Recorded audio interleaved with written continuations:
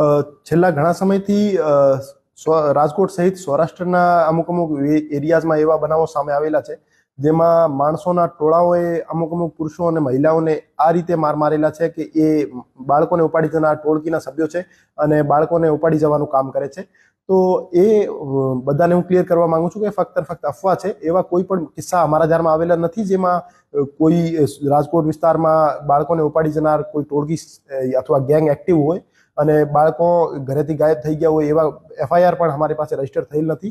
હા, એવા કિસ્સાઓ જરૂર બનેલા છે કે આવી અફવા ઉપર ભરોસો કરીને ગલતફહેમીના કારણે માણસોના ટોળાએ અમુક મહિલા અથવા પુરુષોને મારેલા હોય.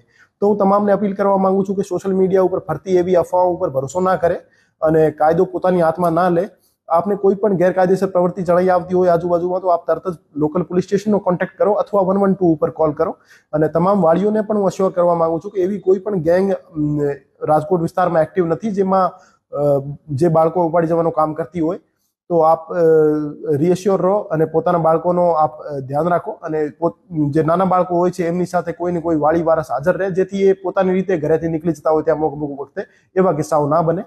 અને આપ એવી કોઈ પણ અફવા હોય તો એને પ્રોપર વેરિફિકેશન કર્યા વગર આપ વગર સોચ્યા સમજા કોઈ પણ વોટ્સએપ ગ્રુપમાં અથવા સોશિયલ મીડિયા પ્લેટફોર્મ ઉપર ફોરવર્ડ ના કરો. અને પ્રોપર વેરિફિકેશન કર્યા પછી જ આપ કોઈ પણ ન્યૂઝ છે સોશિયલ મીડિયા ઉપર શેર કરો અને જવાબદારીપૂર્વક વર્તન કરો. સૌથી પહેલા તો સોશિયલ મીડિયા પ્લેટફોર્મ્સ જે છે એક્સ, ઇન્સ્ટાગ્રામ, ફેસબુક એના ઉપર અમારી ટીમો તો વોચ રાખી રહી છે, પણ અમુક વોટ્સએપ ગ્રુપ ઉપર અમે વોચ નહીં રાખી શકતા જેમાં સોસાયટીના જે ઇન્ટરનલ ગ્રુપ્સ હોય છે. તો એમાં કોઈ પણ મેસેજ આપ ફોરવર્ડ કરો અથવા સર્ક્યુલેટ કરો તો એ સાચું હોય અને વેરીફાઈડ હોય. ફક્ત અને ફક્ત ક્યાંથી રિસીવ થયેલો મેસેજ આપ વગર સોચ્યા સમજા બીજા ગ્રુપમાં ફોરવર્ડ ના કરો જેનાથી કોઈ પેનિક ક્રિએટ થાય. તો અને વાલીઓને પણ હું અપીલ કરવા માંગુ છું કે આપ ખોટી અફવાઓને ફોરવર્ડ ના કરો, અફવા ઉપર ભરોસો પણ ના કરો અને પોતાના બાળકોનો આપ ધ્યાન રાખો પોતાની રીતે. અને નાના બાળકો જે હોય છે એના ઘરેથી નીકળી જવાના અમુક કિસ્સાઓ બનતા હોય છે, તો એવા કિસ્સાઓ ના બને એના માટે આપ પરિવારનો કોઈ ને કોઈ સભ્ય એમની સાથે આપ રાખો.